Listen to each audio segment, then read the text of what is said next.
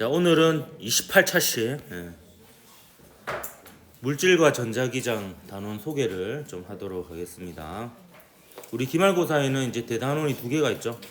요 2단원 물질과 전자기장하고 3단원 화동과 정보통신 요 두 개가 이제 시험 범위가 되겠습니다. 그래서 범위로 치면 중간고사보다 범위가 더 많아요. 그 수능 문제에서도 1단원에서 9문제 정도 나오고 2, 3단원에서 11문제 정도 나오거든요. 그러니까 이제 조금 더 어째 보면은 기출 문제 수가 더 많을 것이다. 하지만 전체적인 난이도는 여기가 조금 그래도 1단원보다는 좀 낮은 편이고 그리고 내용 자체가 뉴턴의 역학하고 딱히 크게 연계되는 건 없어요. 그래서 약간 좀 독립적인 부분이니까 좀 새로운 마음으로 하면 되겠고요. 그래서 단원 구성을 보면 두 개의 중단원으로 이루어져 있습니다. 물질의 전기적 특성과 물질의 자기적 특성 이렇게 나누어져 있고요. 1단원은 전기장과 전기력에 대한 얘기고요. 2단원은 자기장과 자기력에 대한 얘기라고 볼 수 있는데 물리학원에서 자기력은 다루지 않습니다. 그런 상황이고요. 1단원의 첫 번째 시작은 원자와 전기력으로 이제 원자의 구조에 대해서 간단하게 얘기하고 전기력에 대해서 얘기를 할 건데요. 쿨롱 법칙이라고 하죠. 근데 이 단원이 그 수업 내용과 문제 수준 사이의 그 수준 차이가 가장 심한 단원인 것 같아요. 그래서 가르치는 거는 되게 간단하게 가르치는데 문제는 굉장히 어렵게 나오는. 그래서 보통 18번, 19번으로 많이 나오는 문제거든요. 그래서 좀 기출 문제들 보면 어려운 것들이 많이 있습니다. 일단 원자의 스펙트럼에 대해서 보호의 수소 원자 모형에 대해서 한번 살펴볼 거고요. 그리고 이제 우리 물리학에서 어찌 보면은 수식적으로 정확하게 알 수 있는 게 수소 원자가 다거든요. 헬륨까지만 가도 우리가 정확하게 물리학적으로는 정확한 방정식으로 그 전자의 확률 분포를 나타낼 수가 없습니다. 그래서 보면은 갑자기 뛰어요. 수소 원자에 대해서 다루다가 바로 고체로 넘어갑니다. 그래서 그 고체의 에너지 띠 이론과 고체의 전기 전도성에 대해서 다룰 거고요. 그래서 전기 전도성에 따라서 도체, 절연체, 반도체 이렇게 나눌 건데 그 중에서 이제 반도체를 이용해서 다이오드, 트랜지스터 같은 반도체 소자를 만들거든요. 그 중에서 이제 물리학원에서는 다행히도 그 다이오드만 다루게 되겠습니다. 그래서 이 부분은 고체 물리학이라고 해서 사실 그 양자역학이 주가 되는 굉장히 어려운 학문이에요. 그래서 그 보통은 학부 수준에서 잘 깊게 안 배우고 약간 수박 겉핥기식으로 배우고 대학원에서 전공을 해야지 자세히 배우는 이런 부분인데요. 참고로 이제 우리나라는 이제 대학원 가면은 제일 많이 전공하는 탑2가 고체 물리학하고 광학입니다. 그래서 고체 물리학이 이제 반도체하고 관련 있다 보니까 이제 많이 선택하고 많이 하는 부분이거든요. 근데 우리는 이제 이게 너무 어려우니까 문제는 오히려 쉽게 나오는 그런 부분이다 이렇게 볼 수가 있겠습니다. 그 다음에 두 번째 중단원은 이제 자기장에 관한 얘기인데요. 일단 자기장이 어떻게 형성되느냐, 전류가 흐르는 도선 주위에 생겨요.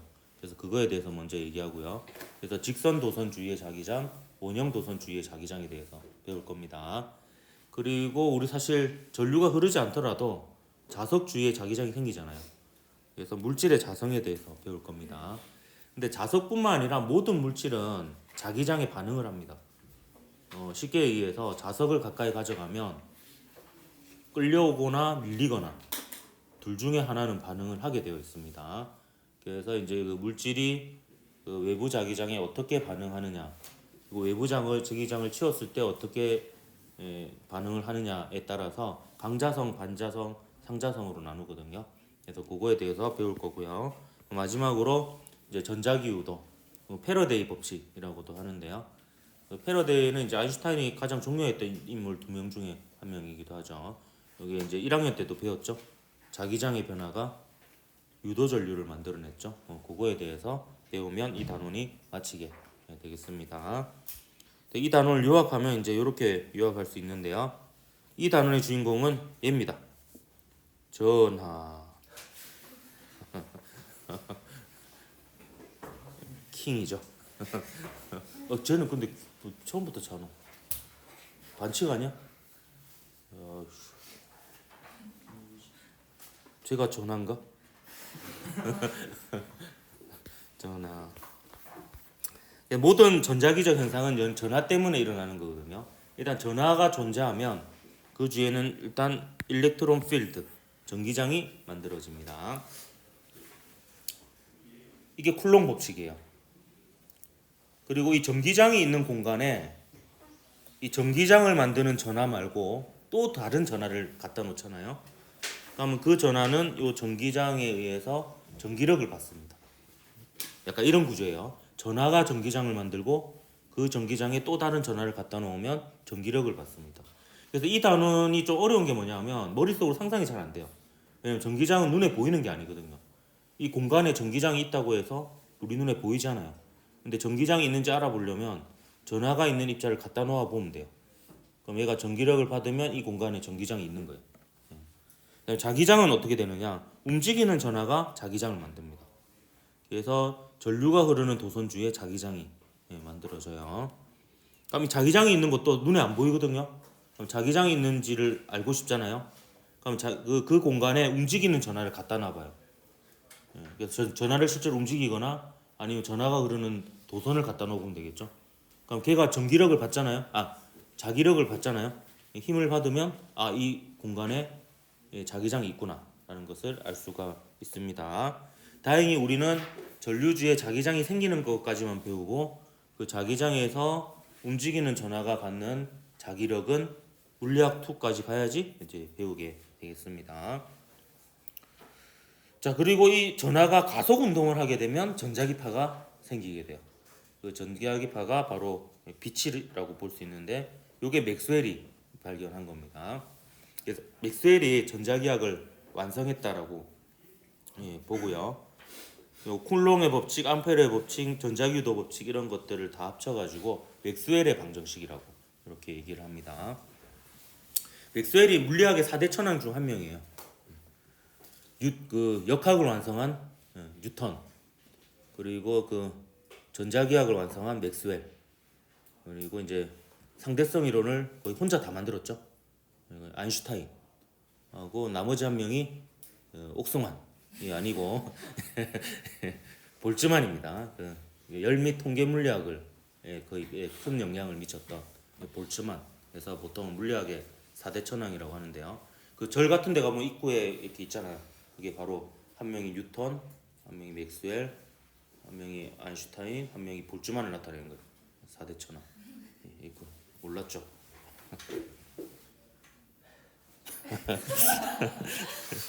그럼 맥스웰이 뭘 했기에 이제 그 4대 천왕에 들을 수 있었느냐? 전자기학을 완성했다 했잖아요. 맥스웰이 한 건 이겁니다. 저 패러데이가 발견한 게 이거예요. 자기장의 변화가 전기장을 만드는 거예요. 그래서 맥스웰은 이걸 거꾸로 생각한 겁니다. 그러면 전기장의 변화가 자기장을 만들 수도 있지 않을까? 그래서 그렇게 예상을 했고요. 실제로 이제 실험으로 증명이 된 거죠. 그래서 이 마지막 퍼즐 조각, 전자기학의 마지막 퍼즐 조각을 맞춰서 이 대칭적인 이론을 완성했다. 이렇게 볼 수가 있습니다. 자기장이 왜 빈지 알아요? 자, 이거 제가 몰라가지고 맨날 모른다 하고 넘어갔거든요. 근데 이 질문 노트에 써온 애가 있었어요. 그래서 제가 세특에 적어줬죠. 10년 만에 이걸 직접 찾아온 학생이었다라고 했는데 그 학생이 서울대 기계공학과 일반 전형으로 합격을 했습니다. 질문 노트 생각보다 그거 알죠? 이게 어찌 보면은 호기심인 거예요. 근데 호기심이 단순 호기심에 끝나지 않고 끝까지 찾아본다라는 거죠. 그래서 질문이라는 게 이런 것도 좋은 질문이에요. 이게 이제 자기장을 연구한 과학자인 비오 사바르라는 사람이 있거든요. 그 사람의 이름을 따서 B라고 이렇게 표기를 했다라고 합니다. 왜냐하면 이제 자기장은 영어로 마그네틱 필드거든요. 근데 이제 첫 글자를 따서 M이라고 하면 질량이랑 헷갈리잖아요. 그래서 그걸 중복을 피해가지고 이렇게 B라고 나타냅니다. 뭔가 빠진 농담이 있는 것 같은데 아니겠지. 전하량. 우리 전하가 이제 이 단원의 주인공이니까 전화량도 여러분 알아야 되죠. 단위는 대문자 C로 쓰고요. 이거를 이제 쿨롱이라고 있습니다. 쿨롱이라고 있고요. 그리고 여러분 알아야 되는 게 기본 전화량도 좀 기억을 해야 될 것 같아요. 전자 혹은 양성자 한 개의 전화량인데 옛날에 제 이메일 비밀번호거든요. E는 1.6x10-19c 하면 소문자, 대문자, 특수기호, 숫자 다 들어가니까 완벽한 이메일 비밀번호가 됩니다. 그래서 그 비밀번호 힌트에 기본 전화량 이렇게 적어놓으면 이제 안 까먹겠죠.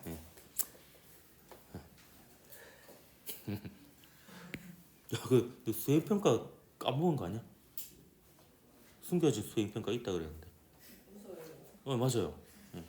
너 세특 적는데 너 사진 다 복사해서 붙여놨거든. 얘가 탁 적기 전에 얘가 수업 시간 얼마나 많이 웃어줬지.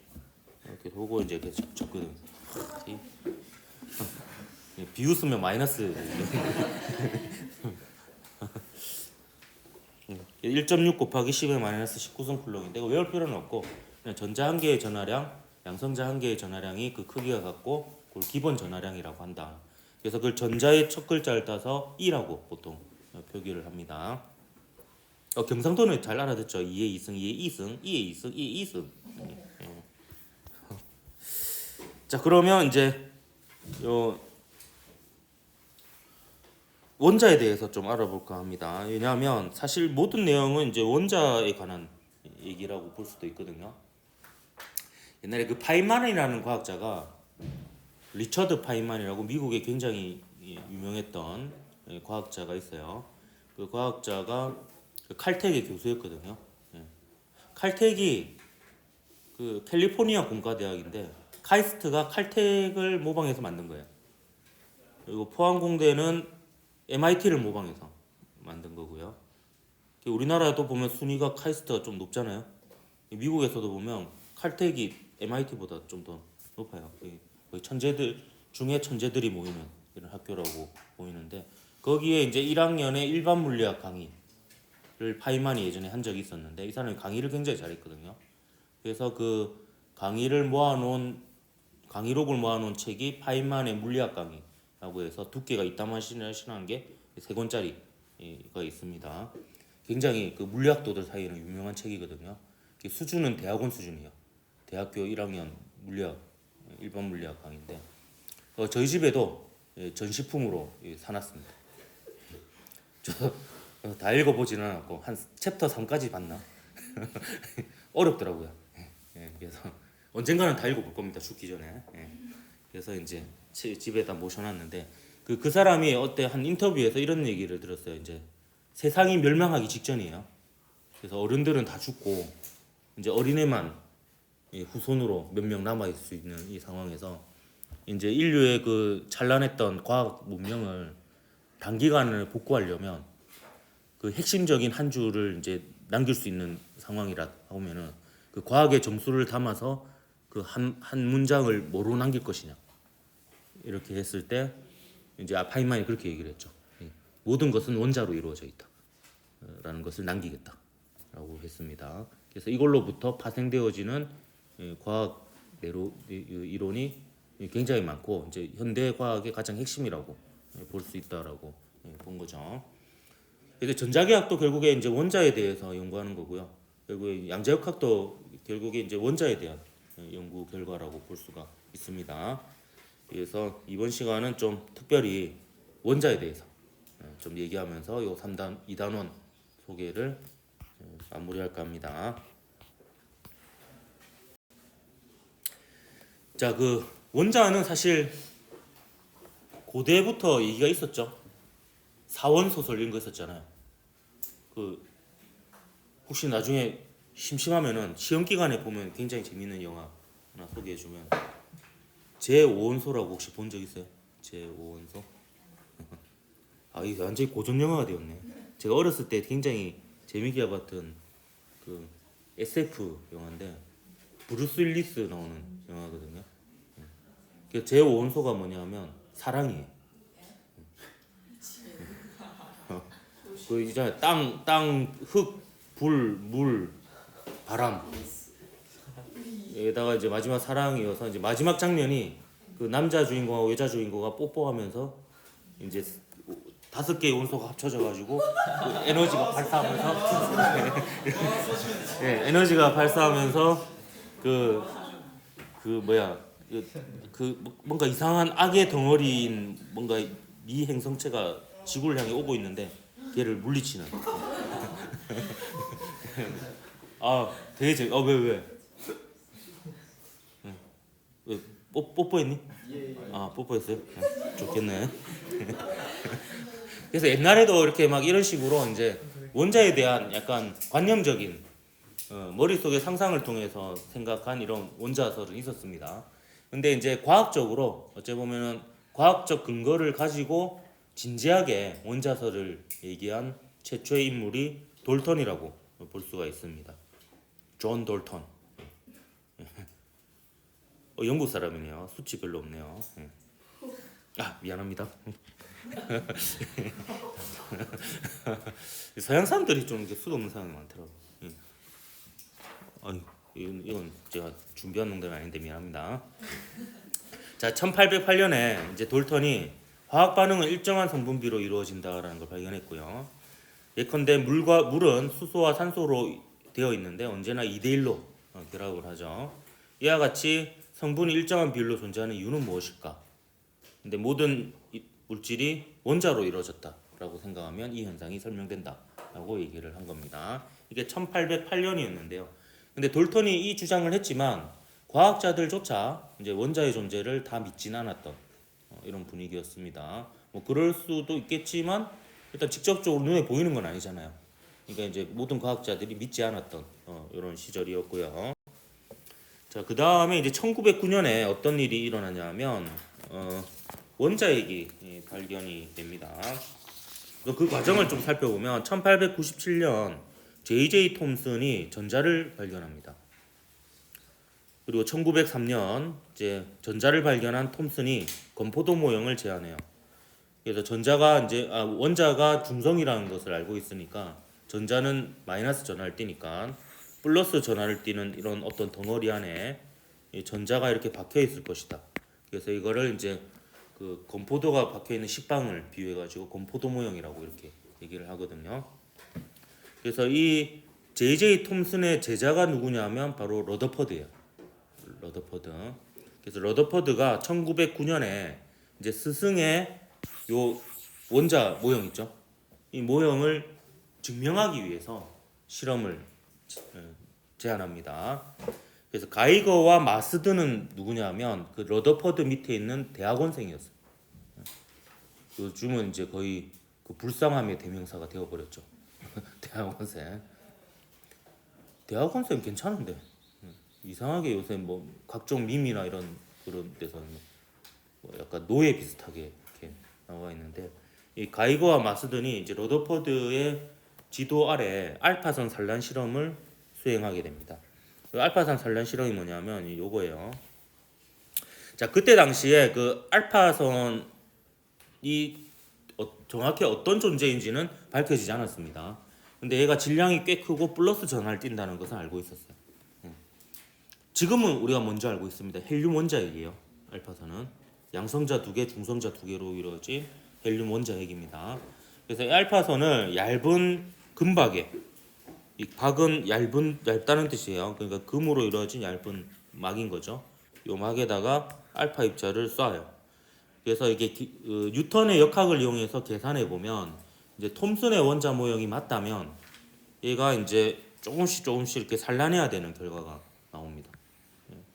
근데 그 실험 결과를 보면 이상하게 실험 결과가 나오는데 어떤 결과냐면 대부분은 그냥 아무것도 없는 것처럼 통과를 해버리고 일부는 말도 안 되게 큰 각도로 되튕겨 나와버립니다. 그래서 이게 톰슨의 원자 모형이 맞다면 이런 일이 일어나면 안 되거든요. 그래서 이거를 이제 러더포드가 뭐라고 표현했냐면 이 카톡이라고 표현한 건 아니고요. 러더포드는 종이 조각을 향해 이 종이 조각이 금박에 해당이 됩니다. 금속 방막 15인치 탄화. 이건 지금 제가 출처를 다시 봐야 될 것 같은데 15인치면 너무 크거든요. 제 엄지손가락 1인치거든요. 2.54cm. 15인치면은 하나, 둘, 셋, 넷, 다, 일곱, 여덟, 아홉, 열, 열하나, 열둘, 열세, 열네, 열다. 이만한데.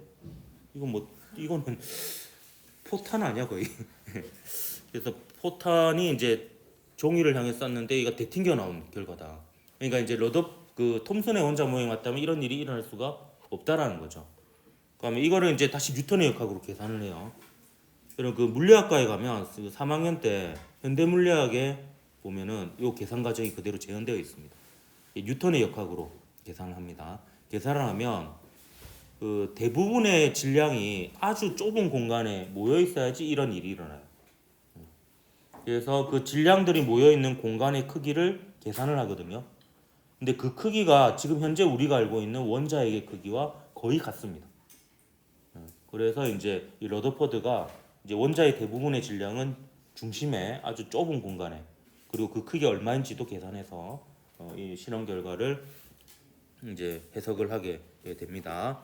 그렇게 해서 이제 원자핵을 발견한 것으로 이제 인정을 받게 되는 거죠. 그러니까 대학원생인 가이거, 마스든하고 이제 러더퍼드, 이제 일저자가 러더퍼드가 되었겠죠. 그래서 이제 같이 원자핵을 발견하게 됩니다. 그래서 발견한 김에 이제 다음 해에 1910년에 러더퍼드가 원자핵이 포함된 원자 모형을 제안합니다. 그래서 이제 중심에 원자에 있고 전자가 이렇게 원운동하는 태양계 모형이라고 하죠. 이 모형을 제시를 하게 됩니다. 그리고 그 이후에 이제 많은 일들이 일어나요. 아인슈타인이 브라운 운동을 설명해요. 브라운 운동은 뭐냐면 꽃가루를 물 위에 이렇게 얹어 놓으면 띄워 놓으면요. 아무런 바람이 없고 이래도 얘가 막 움직여요. 그래서 이 움직이는 게 결국에 물이 분자로 이루어져야지 된다라는 것을 논문으로 적은 거예요.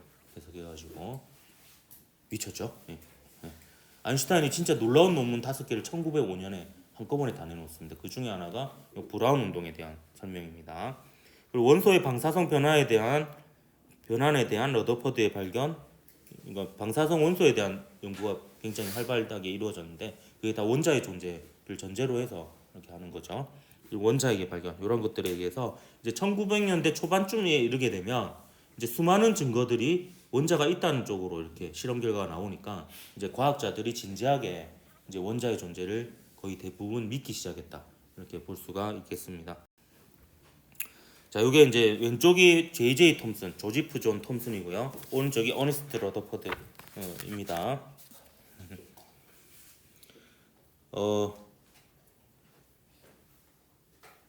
이 두 사람의 인연에 대해서 잠깐 설명을 하면요. J.J. 톰슨의 제자가 러더퍼드예요. 이 러더퍼드는 뉴질랜드 출신이고요. 가난한 농부의 아들이었어요. 농부의 아들이었는데 머리가 똑똑했죠. 그래서 뉴질랜드에서 이제 공부를 잘해가지고 영국에 이제 시험을 칩니다. 아마 그 캠브리지였던 것 같아요. 그래서 시험을 쳤는데 소위 말해서 예비 1번을 받았습니다. 예비 1번. 근데 그때도 의대가 인기가 많았나 봐요. 그 한 명 뽑는데 예비 1번이었거든요. 근데 그 1등한 학생이 의대로 도망갑니다. 그래서 이 러더퍼드가 합격을 하게 돼요. 역시 이 역사는 이게 이런 우연이 중요한 거죠.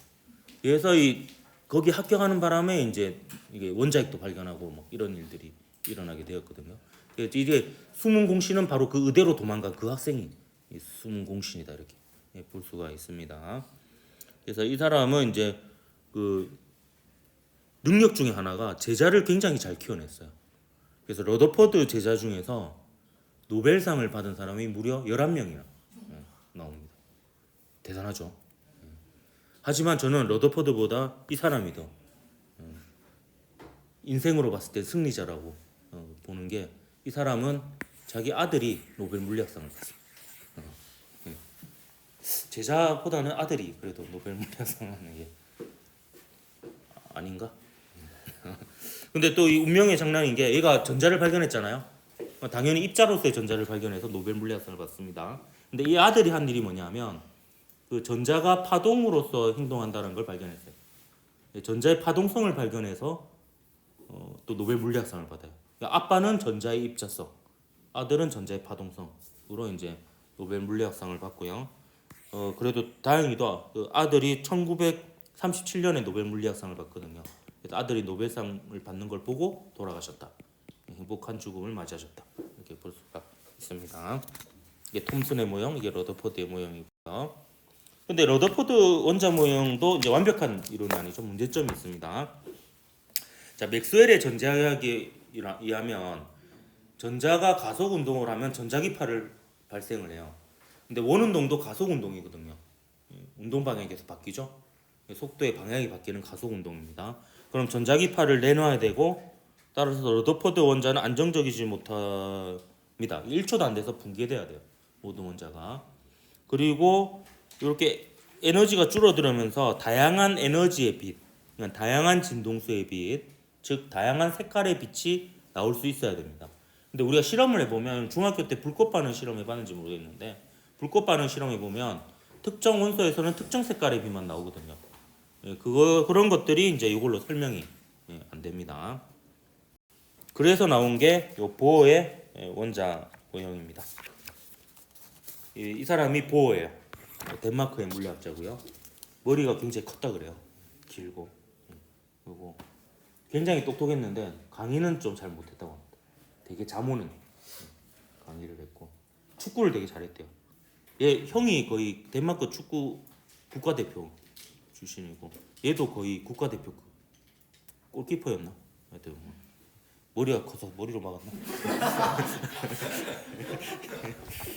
아, 미안합니다. 계속 외모 비하가 머리숱 없다 그러고 덜통 보고. 네, 보어가 이제 원자 모형을 하는. 이제 러더포드의 원자를 이제 문제점이 있어서 이걸 구하기 위해서는 극단적인 변화가 필요하다고 생각했고요. 플랑크라는 과학자에 의해서 발견되어 아인슈타인에 의해 널리 알려진 이제 양자에 대한 관심이 커지기 시작했습니다. 그래서 이제 요 양자역학을 가지고 이제 보어는 그 원자 모형을 제시를 했는데, 이 보어의 원자 모형이 굉장히 특이해요. 여러분 그 깍두기 압니까? 깍두기? 그 동네에서 다양한 연령대의 친구들이 모여서 술래잡기나 이런 걸 할 때 좀 어린 애들은 봐주죠. 그래서 깍두기라고 해가지고 걔는 막 잡혀도 술래 안 하고 막 완전 무적 모드로 이렇게 막 돌아다니고 이러잖아요. 약간 그거랑 느낌이 비슷합니다. 이 보어가 뭘 주장하냐면, 보어는 이제 중심에 원자가 있고 전자가 있는 건 똑같은데, 이게 얘가 특정 궤도의 전자가 존재한다 이렇게 얘기를 합니다.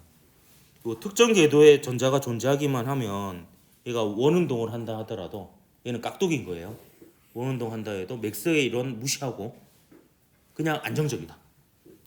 이렇게 주장을 합니다. 약간 미친 것 같죠?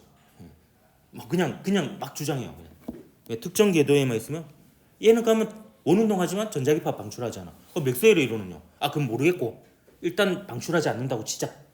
이렇게 얘기를 합니다. 그리고 전자는 이 특정 궤도에만 있을 수 있다라고 얘기를 해요. 그래서 특정 궤도에서 특정 에너지 값만 가질 수 있다라고 얘기를 합니다. 이게 왜 양자역학이냐면, 양자라는 것은 어떤 특정 조건 아래에서 어떤 물리량을 특정 물리량, 불연속적인 특정 물리량을 가질 때 그 물리량을 양자라고 얘기를 합니다. 전부 다. 그래서 특정 궤도, 그리고 특정 에너지니까 불연속적인 어떤 값들이죠. 그래서 이렇게 이런 전자가 양자화되어 있다 이런 표현을 하거든요. 그래서 얘가 이렇게 존재하고요. 그러면 얘가 이렇게 이동을 할 수도 있어요. 그걸 전이라고 하거든요. 근데 전자는 여기는 있을 수 있어요. 그리고 여기에도 있을 수 있어요. 근데 여기는 있을 수 없죠. 그러면 얘가 이동할 때 이렇게 이동하면 안 됩니다.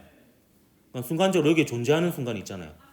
그래서 얘가 어떻게 이동해야 되냐면 슉, 슉, 슉, 슉, 슉, 슉, 슉, 슉, 이렇게 순간 이동해야 돼. 약간 미친놈 같죠? 근데 이렇게 실제로 주장을 해요. 보호가 이렇게 이동하는 게 아니라 슉, 슉 이렇게 전이를 하는 겁니다. 그러니까 이 전이할 때마다 이쪽에 있을 때 에너지하고 이쪽에 있을 때 에너지하고 이쪽에 있을 때 에너지가 다르거든요. 바깥쪽으로 갈수록 에너지가 큽니다. 이렇게 전하려면 에너지를 받아서 이렇게 가야 되고요. 이렇게 전할 때는 에너지를 방출합니다. 빛의 형태로 방출하는 거죠. 그럼 특정 에너지 차이에 해당하는 빛만 방출하니까 특정 색깔만 보이게 되는 거예요. 그래서 이제 불연속적인 스펙트럼이 이해가 되는 겁니다. 그 특정 원자가 특정 색깔을 내는 게 이해가 되고요. 그리고 그 선 스펙트럼을 그 위치를 정확하게 예언합니다. 그래서 이게 되게 공상과학적인 이론 같지만 보어의 이론은 실험 결과를 워낙 정확하게 맞춰가지고 이런 황당함에도 불구하고 거의 짧은 시간 내에 받아들여집니다. 그래서 뭐 이해 그러니까 가슴으로는 이해가 안 되지만 이게 실험 결과를 잘 설명하니까 그럼 뭐 맞겠지 이렇게 된 겁니다. 근데 이 보어의 이론에 어찌 보면은 그 의미를 부여한 사람이 바로 이 드브로이라는 사람이에요. 이 드브로이는 제가 가장 살고 싶었던 삶을 살았던 그런 인물입니다. 이 드브로이는 그 중국으로 비유해줄게요. 중국에는 이제 중간에 수도에 황제가 있잖아요. 그리고 각 지방에는 왕들이 있어요. 알고 있어요? 그 구조가 중간에 황제가 있고 그다음에 지역을 관할하는 사람들이 왕이잖아요. 드브로이는 프랑스에서 왕의 아들 정도 됐습니다. 왕의 아들. 그러니까 뭐 금수저 수준이 아니죠. 그냥 다이아몬드 수저였습니다. 그래가지고 일단 금전적으로는 이제 아무런 문제가 없는 그런 상태였고요. 그래서 이제 드브로이의 부모님은 드브로이가 이제 법이나 의학 이런 거를 공부하기를 원했어요. 특히 법 쪽을. 그러면 이제 권력하고 좀 관련이 있으니까. 근데 드브로이는 이제 물리학에 관심이 많아서 심심해서 물리학을 했다. 내가 가장 부러워했던 삶. 저도 만약에 왕의 아들이었으면 물리 교육과를 가지 않고 물리학과를 갔을 것 같습니다. 근데 얘가 취미로 그냥 심심해서 물리를 했는데 노벨상까지 받았던 인물인데요. 얘가 이제 그 대학 원생일 때 박사학위 논문으로 이걸 내요. 뭐냐면 그 드보레가 있던 당시에 이제 아인슈타인이 뭘 발견했었냐면 광전 효과를 발견했거든요. 광전 효과를 발견한 건 아니고 광전 효과를 새롭게 해석을 했어요. 그래서 뭘 발견했냐면 그때 당시에 이제 빛은 파동이라고 생각했습니다. 파동이라 생각했는데 아인슈타인이 빛이 입자일 수도 있다라는 것을 다시 끄집어냈거든요. 그래서 이제 그 드브로의 생각은 이거였어요. 만약에 파동으로 생각했던 빛이 입자처럼 행동할 수 있다면 전자와 같은 입자도 파동처럼 행동하지 않을까? 이런 질문을 한 거죠. 아까 맥스웰이랑 좀 비슷하죠. 맥스웰이 이렇게 했잖아요. 자기장의 변화가 전기장을 만든다면 전기장의 변화가 자기장을 만들 수 있지 않을까 이렇게 얘기했잖아요. 이거하고 약간 좀 어찌 보면 비슷합니다. 보면 파동인 빛이 입자라고 볼 수 있다면 입자인 전자도 파동으로 볼 수 있지 않을까 이렇게 하고 그거에 대해서 논문을 써서 박사학위 논문으로 제출합니다. 그럼 박사학위 논문이 어떻게 통과되는지 아나요? 그러면 그 논문을 심사를 해요. 3명의 박사가 그 논문을 심사를 해요. 그래서 3명이 다 패스를 하면 박사가 되는 거예요. 되는 건데 이제 이 논문 심사자들이 골치가 아파졌습니다. 왜냐하면 논문을 낸 사람이 왕의 아들이에요. 근데 이상한 주장을 해요. 전자가 파동이래. 그러면 이게 난감해진 거예요. 이거를 통과시키자고 하니 이게 이론이 너무 황당무계한 것 같고 또 통과를 안 시키자고 하니 왕의 아들이고 이러니까 이게 골치 아픈데 그때 이제 논문 심사자 중에 한 명이 랑주뱅이라는 물리학자였는데 그 랑주뱅이 몇 년 전에 아인슈타인이 했던 강연이 기억이 났어요. 그 아인슈타인이 그때 뭐라고 얘기했냐면 이제 그 물리학의 대가들은 뭔가 약간 촉이 있나 봐요. 그때 강연에 앞으로 입자와 파동 사이에 대통합의 어떤 이론이 나올 것이다. 이런 말을 했대요. 근거는 얘기를 자세히 못했겠지만 그래서 그 얘기를 떠올려가지고 랑주뱅이 드브로이의 논문을 아인슈타인에게 보냅니다. 그래서 그때 당시에 아인슈타인이 이미 굉장히 유명한 사람이었거든요. 그래서 약간 이제 속셈은 이거였죠. 우리가 좀 거절하면 그런데 그래도 아인슈타인이 아니라고 하면은 뭐 괜찮겠지. 그래서 약간 떠미는 거죠 이렇게. 그 논문을 이렇게 해주기를 떠밀었는데 아인슈타인이 이제 드브로이의 논문을 보고 극찬을 하면서 정말 대단한 발견을 하였다. 이렇게 박수를 쳐가지고 이게 이제 통과가 되게 됩니다. 훗날 이제 드브로이는 실제로 이걸로 노벨 물리학상을 받게 되죠. 그래서 얘가 이제 어떤 의미를 부여했냐면 이런 의미를 부여한 거야. 아까 보어가 약간 억지스럽게 주장했잖아요. 전자가 원운동하지만 가속 운동을 하지만 특정 궤도에서는 맥스웰 이론 무시하고 전자기파를 방출하지 않는다 했잖아요. 근데 이제 드브로이가 여기에 이제 물리학적 의미를 부여한 거야. 드브로이는 전자가 입자로서 원운동하는 게 아니고 얘가 파동으로서 정상파 형태로 진동을 하고 있다라고 이렇게 가정을 한 거예요. 그래서 얘가 이 전자가 특정 궤도에서만 정상파 형태로 존재할 수 있고, 그러면 정상파 형태로 존재하면 이게 정상파는 특별한 외부 자극이 없으면 영원히 진동할 수 있거든요. 그래서 안정적으로 존재할 수 있다라고 이렇게 의미를 부여하게 됩니다. 그래서 신기하게도 요 정상파 조건에 맞는 그 궤도가 실제로 수소 내에 전자가 있는 궤도이기도 한 거예요. 모든 게 맞아 떨어지는 거죠. 그러면서 이제 보호의 이론이 좀 더 업그레이드되는 이런 상황이 됩니다. 근데 현재의 원자 모형은 이건 아니죠. 현대의 원자 모형은 전자가 원운동하는 것도 아니고요. 이게 정상파로 진동하는 것도 아니고 그냥 존재합니다. 원자핵주의에. 그리고 그 전자가 존재할 위치에 대한 그 확률 함수를 우리가 알 수 있는 거고요. 그래서 우리가 확률로 존재한다 해가지고 그 전자의 확률 분포를 전자구름이라고 이렇게 우리가 표현을 하는 겁니다. 근데 그 확률 분포에 대해서 물리학적으로 정확하게 알고 있는 게 수소 원자뿐이라고 해요. 나머지는 이제 사실 화학적인 방법으로 약간 대략적으로 모형으로 이렇게 알고 있는 거고, 정확한 확률 분포라는 것은 수소 원자밖에 없다라고 합니다. 마지막으로 이제 요 책 하나와 요 현대 원자 모형에 대해서 원자에 대해서 열띤 토론을 열렸던 1927년에 있었던 솔베이에 대해서 좀 소개를 하면요. 여기에 이제 되게 물리학에서는 가장 유명한 사진 중에 하나예요. 요거에 대해서 잠깐 소개해주면 이제 솔베이는 회사 이름입니다. 예, 그 벨기에 회사로 알고 있는데요. 우리 울산에도 있어요. 예, 솔베이 코리아라고 해서 울산 울주군에 그 회사가 있습니다. 화학 회사고요. 이게 왜 갑자기 등장했냐면 요 회의를 주관했던 사람이 보어예요. 보어가 이게 원자에 대해서 좀 이렇게 토론을 하고 싶은데, 그래서 이제 당대 유명한 물리학자를 모아서 토론을 하고 싶은데, 그러면 교통비랑 숙식 값이 해결이 돼야 되잖아요. 그래서 이 사람이 그 그 솔베이 회장이랑 좀 친분이 있었던 거예요. 그래서 회장에게 이제 협박을 해가지고 이 새끼야 좀 우리 좀 물리학자들 모여서 회의할 테니까 그 밥값이랑 기차값 좀 돼.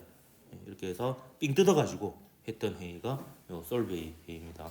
솔베이 입장에서는 이제 역사적으로 어쩌면은 아주 좋은 선택을 한 거죠. 엄청나게 성공한 부분이에요. 그래서 요게 굉장히 유명해서 이제 솔베이는 영원히 이제 요 회의를 얘기할 때마다 이제 회자가 되는 그런 회사가 되었죠. 자, 여기에 노벨상 수상자만 17명이 있습니다. 그래서 한 장의 사진 안에 가장 많은 노벨상 수상자가 있는 아마 사진일 거예요. 그래서 이 솔베이 회의에 대해서 그 좀 자세히 적혀 있는 책 중에 만지트 쿠마르라는 사람이 쓴 양자물리학 백년사라는 책이 있어요. 양자물리학 백년사. 이 책 굉장히 추천합니다. 이 책은 이제 지금 보면은 이해가 좀 안 될 거고요. 나중에 여러분 대학교 가서 양자물리학을 배우게 되는 학기가 되면은 그 책을 같이 보면서 공부하면 좀 도움이 많이 될 것 같아요. 솔베이 회의에서 막 토론했던 이런 내용이 굉장히 많이 나와 있는데 이게 양자역학을 이해하는데 굉장히 큰 도움이 됩니다. 크게 보면 이제 아인슈타인하고 나머지 이렇게 대결이라고 볼 수 있어요. 근데 이제 그 아인슈타인하고 크게 보면 보어의 대결이었고요. 지금은 현재 우리가 보어가 이제 승리한 것으로 보고 있고 보어의 입장을 정설로 받아들이고 있습니다. 여기 유명한 사람이 많죠. 이 키리브이 홍일점이죠. 네, 키리브이 있고 이 사람이 막스 플랑크입니다. 막스 플랑크. 자, 이 사람이 로렌츠라는 사람인데 로렌츠 변화 이런 거 들어봤죠? 이 사람이 그 번역 역할을 많이 맡았다고요. 이 사람이 프랑스어에도 능하고 영어에도 능하고 이탈리아어도 잘하고 막 4개 국어를 유창하게 했다라고 합니다. 그 사람이 또 유명한 사람이 이 사람이 슈레딩거. 물리학자 중에서 가장 유명했던 바람둥이. 예. 그 불륜 여행을 가서 슈레딩거 방정식을 발견했다는. 예. 예. 그 사람이 이 사람이 이제 두 명이 동기예요. 독일의 물리학자인데 왼쪽이 파울리고요. 파울리 베타울리 할 때 파울리고 오른쪽이 하이젠베르크입니다. 이 두 사람도 이제 양자 물리학이 정립되는데 굉장히 큰 공헌을 했던 이런 사람들입니다. 그다음 이 사람이 보호고요. 유명한 사람 많아요. 이 사람이 그 미국의 물리학자 폴 디렉이라는 사람이고요. 하여튼 노벨 물리학상만 17명이라니까. 그 물리학자들이 하는 장난 중에 하나가 이 중에 한 명의 얼굴을 자기 얼굴로 바꿔가지고 합성해서 뭐 이렇게 하는. 제 얼굴 보입니까? 저는 안 했습니다. 예. 그래서 그 양자 물리학 백년사 혹시 그 심심하면 읽어보세요. 시험 기간에 보면 되게 재밌어요. 예. 약간 이해는 안 되는데 재밌는 신기한 경험을 하게 될 겁니다. 약간 양자역학의 철학적인 부분을 좀 고민할 수 있는 그런 책이기도 해요. 자, 오늘 여기까지 하고 다음 시간부터 본격적으로 이제 이 단원 내용 들어가도록 하겠습니다.